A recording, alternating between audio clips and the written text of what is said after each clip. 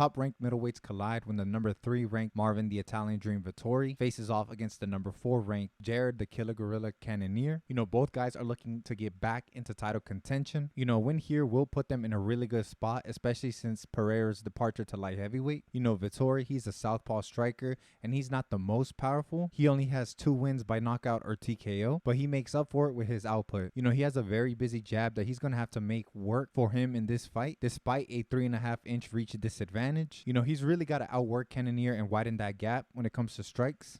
Jared is kind of the opposite. Unlike Vettori, he's actually very powerful. He has 9 wins by knockout or TKO. His output is much lower. He definitely takes his time and really looks for that opportunity to land his big right hand. I do see him having some striking success, especially since Vettori sometimes likes to hang out in the pocket. But Marvin actually has really good defense and really good counters. Plus, he's durable as hell. He has never been finished in his MMA career. I do think this fight is going to be competitive when it comes to the striking. But if I'm Vettori, I'm mixing in the takedowns because I think he has the advantage there. And if he's able to bring this fight to the ground, I think he's going to be in a very good spot because he's very dangerous from there. He has 9 wins by submission. Cannonier has actually never been subbed before in his pro MMA career, but he has been taken down quite a few times. And even if Vettori can't submit him, maybe he can take him down to kind of get some points and get some control time. That being said, I'm going to have to go with Marvin Vettori by decision. I do think even though he's at a power disadvantage, he's going to keep it close when it comes to the striking. I do see him mixing in the takedowns to some success, and I think all that together will be enough for him to win a decision. Yeah, so those were my thoughts, my predictions. Let me know down below what you think. Will the Killa Gorilla be outmatched on Saturday night, or will it be a rude awakening for the Italian Dream? Let me know down below. So in the co-main event of UFC Fight Night Vettori versus Cannonier, Arman Ahalkalakit Sarukian faces off against Joaquim Silva. Sarukian was originally supposed to face off against Renato Moicano, but unfortunately he hurt his leg very badly and the fight was postponed, but Joaquim Silva stepped in. And I think this worked out for Sarukian because I think Joaquim Silva is actually kind of similar to Renato Moicano.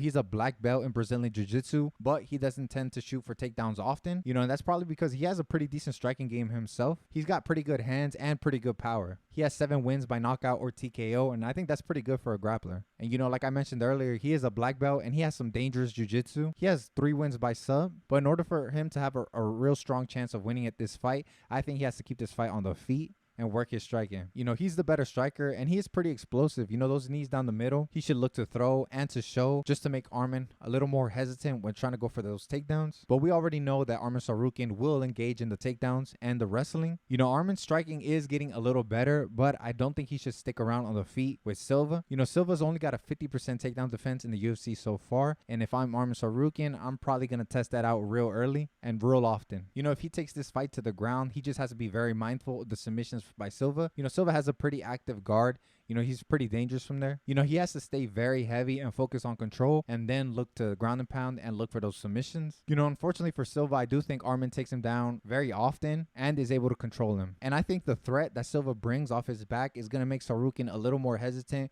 when doing that damage. So I think it's going to be a lot of control for Arman. So I'm going to play it safe and say that Arman Sarukian wins by decision. I just think he's going to be able to take Silva down repeatedly and kind of control him there. I do think Silva's threat of a submission will keep Sarukian from taking too many risks. Yeah, but let me know down below what you think. So we got a low-key banger between 2 middleweight when Arman Superman Petrosian takes on CLD Christian Leroy Duncan. The Armenian Arman Petrosian. The Armenian Arman Petrosian is 2-1 in the UFC so far, but man, he has had a tough road. Those 3 fights have been against Gregory Rodriguez, Caio Borraio, and AJ Dobson, and now he's faced with another tough matchup in CLD. Arman Petrosian, he is a really good kickboxer. He leads with a really good jab, and he has a great low kick that he uses often, and he's going to look to use in this fight. His output is very high, but he's going to have to be very careful as he faces another tough prospect in Duncan, who's also a very good striker. And I'm not sure if this is right, but Duncan is listed to have an 8-inch reach advantage.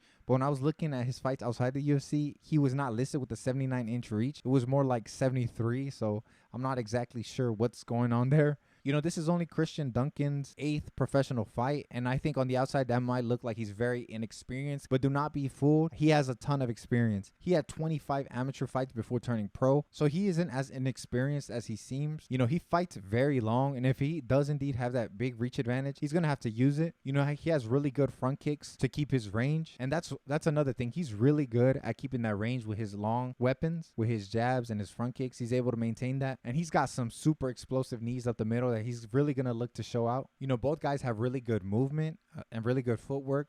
I would say Petrosian is more lateral, where he moves out of danger side to side, while Duncan's more in and out. Man, this is a great matchup. Shout out to the matchmakers. But I do think this matchup stylistically favors Duncan. You know, both guys grappling kind of cancels each other out. Both are solid, but not that great. You know, but both guys are usually the ones stopping the takedowns. But both guys usually do get taken down often, but they're always able to find their way back up to their feet. When it comes to the grappling, I think I would give a slight edge to Petrosian, but I don't see either guy shooting too many times. I think if anything, they'll probably shoot every once in a while. I see maybe Petrosian shooting, but I think this fight's going to stay on the feet. So even though I'm a big fan of Petrosian, I'm going to have to go Christian Duncan by decision. I think stylistically, this fight favors him a bit more, but Petrosian is a dog, bro. You can never count him out. It sucks that his first 4 fights are against very, very tough guys, even though, you know, obviously these guys aren't ranked.